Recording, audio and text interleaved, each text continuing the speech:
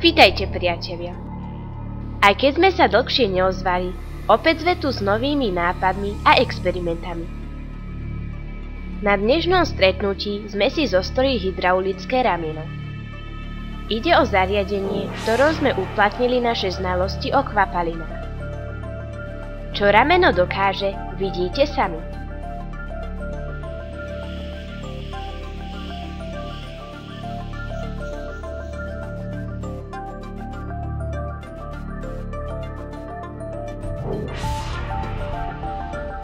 Na zhotovenie zariadenia sme potrebovali tieto pomôcky.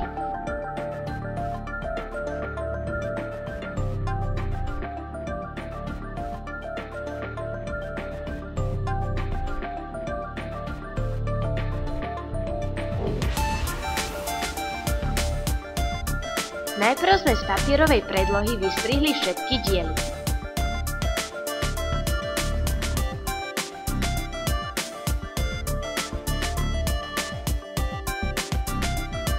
Diely sme natreli lepidlom a prilepili na penový polystyrén.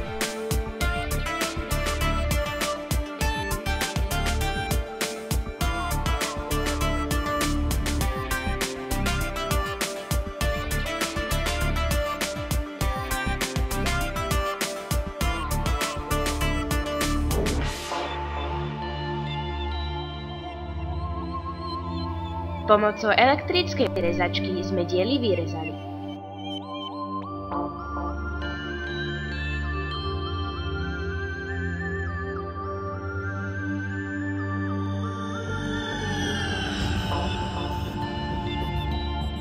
Kto chcel, mohol si diely vyrezať lupienkovou pílkou.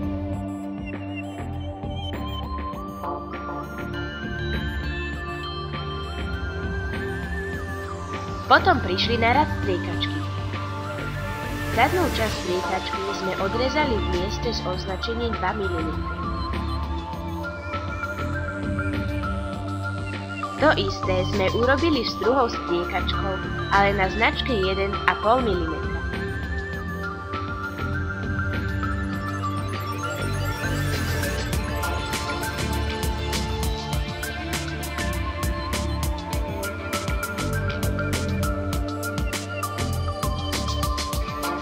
Z tretej striekačky sme odrezali prednú aj zadnú časť, takže nám z nej ostala iba trubička.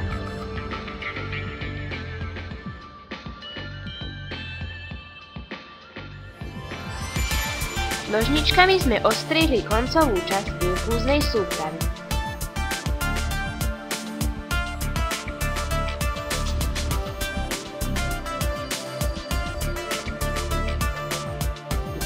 Potom sme nad plameňom zohriali klinec a do stredu trubičky vypálili dierku.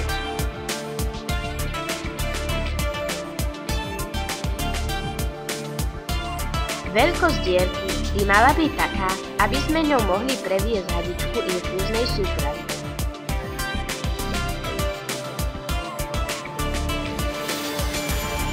Hadičku sme prestrčili otvorom a nasadili na ňu odrezanú striekačku, ktorú sme predtým skrátili na 2 mm.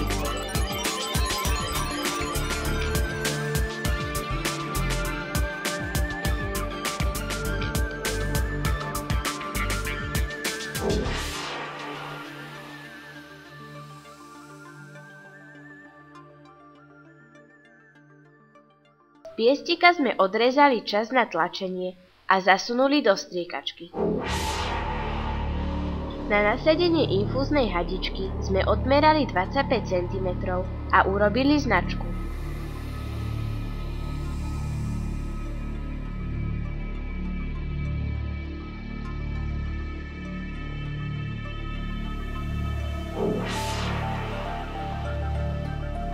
V tomto mieste sme hadičku prestrihli.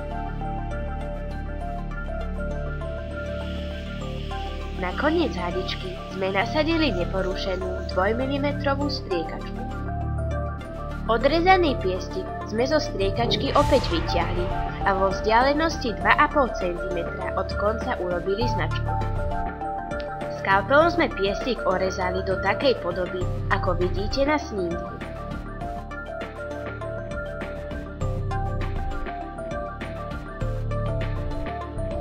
Nožnicami sme odstrihli ostré hrany.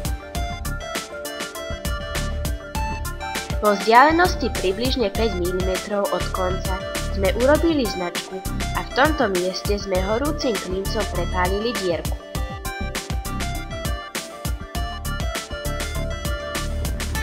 Mala taký priemer, aby ňou prešlo špáradlo či špajdla. Hadičku aj so striekačkami sme ponorili do vedra s vodou a pod hladinou ich naplnili. Dávali sme pozor, aby v hadičke či striekačkách nebola žiadna vzduchová bublinka. Na spodný diel z polystyrénu sme 2 cm od kraja a 2 cm smerom nahor urobili značku.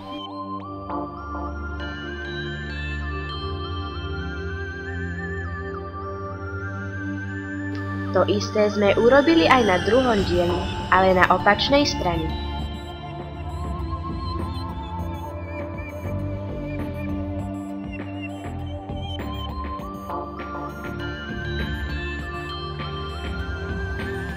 Vrtákom s priemerom 10 mm sme na značkách v polystyréne vyvrtali diery.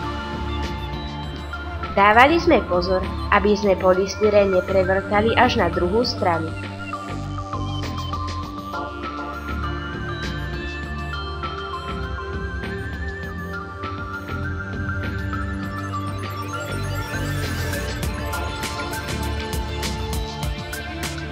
Ďalšie značky sme urobili v hornej časti, aby boli v strede oblúkov.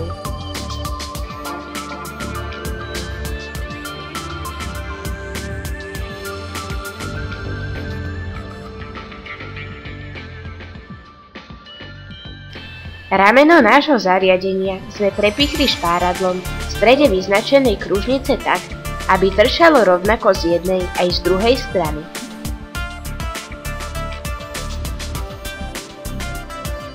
Jeden koniec špáradla sme zapichli do jednej vyznačenej značky a druhý koniec do druhej značky. Oblúky na všetkých dieloch by mali splývať.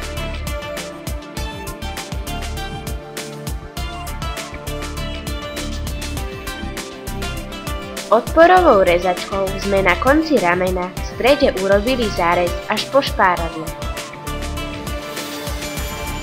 Zárez musí byť dostatočne široký. Rameno opäť nasadíme. Teraz nasadíme do otvoru aj časť zariadenia so striekačkou.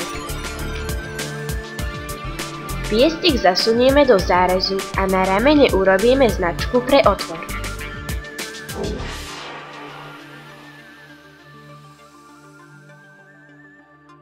V tomto mieste polystyrén prepichneme tak, aby špáradlo prešlo otvorom na piestiku a vyšlo druhou stranou ramena. Rameno vyberieme a špáradlo skrátime tak, aby netrčalo zo žiadnej strany.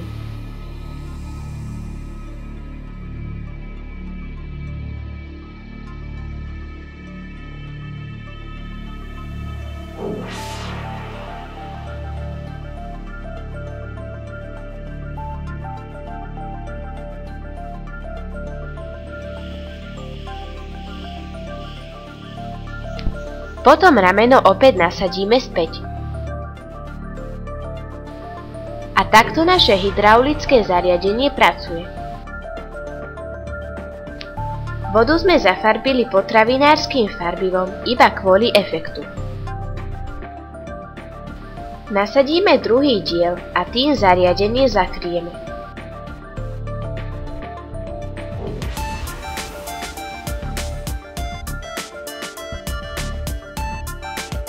Tlak prenášaný kvapalinou spôsobuje pohyb ramena. Pohyblivé rameno na druhom konci prepichneme špáradlom uprostred kružnice.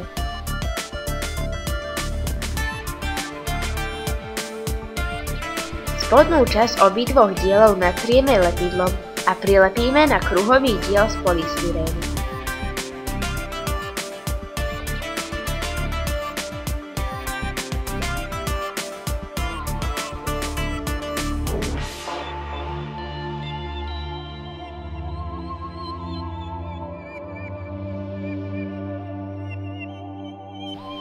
Aby bol podstavec pevný, spevníme ho špáradlami. Špáradla zapichujeme do polystyrénu šikmo, aby bol spoj pevnejší.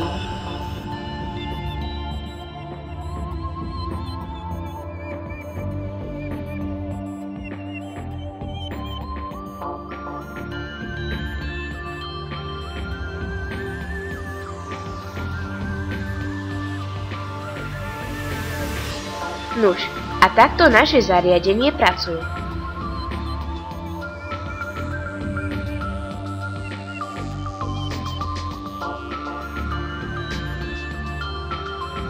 V druhom dieli vám ukážeme, ako zostrojiť nasávaciu hlavu,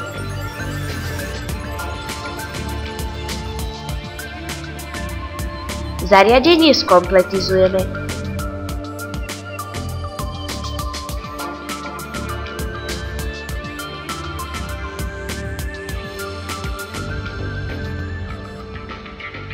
a ukážeme vám, ako zariadenie pracuje.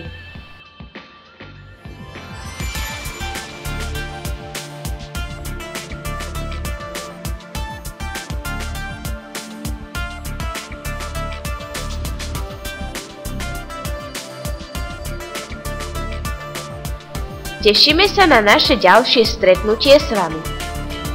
Zatiaľ dovidenia.